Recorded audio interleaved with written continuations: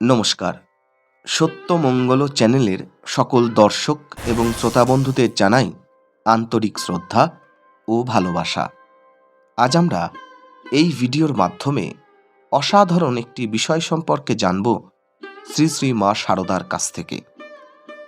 একদিন একটি বড় গাছের ডাল ভেঙে এনে শ্রী শ্রী মা শারদাকে দিলেন এক যুবক। এই দিন শ্রী শ্রী মা কিন্তু অসন্তোষ প্রকাশ করলেন এবং বললেন, দেখো, ফলবান গাছের ফলসহ ডাল কখনো ভাঙতে নেই। যুবকটি যে গাছের ডালটি ভেঙে এনেছিলেন সেটি হল আমলকি গাছের ডাল। বিশেষ করে সর্বসিদ্ধিপ্রদ আমলকি গাছের ডাল।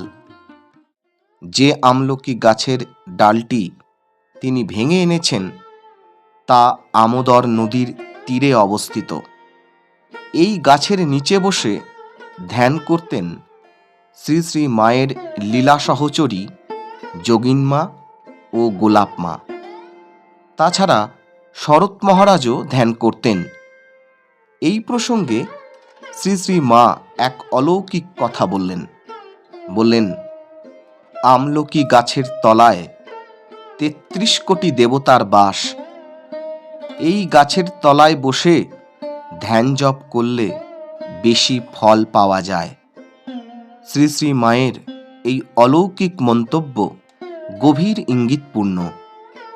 তারপর শ্রী শ্রী মা সেই বড় আমলকি ডালটির থেকে পাতাগুলো পুজোর জন্য রাখতে বললেন।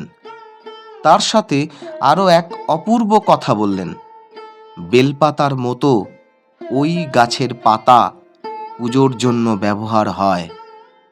শ্রী শ্রী মা শারদার এই অভূতপূর্ব মন্তব্য অধ্যাত্ম জগতে ভক্ত সন্তানদের কাছে এক নতুন দিক দর্শন স্বরূপ।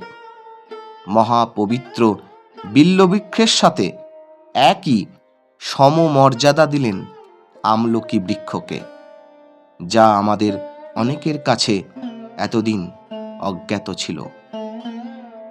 কি অসাধারণ একটি বিষয় সম্পর্কে আমাদের জানালেন মা শারদা। আজকের ভিডিও এইটুকুই। আশা করছি আজকের ভিডিও আপনাদের খুব ভালো লেগেছে।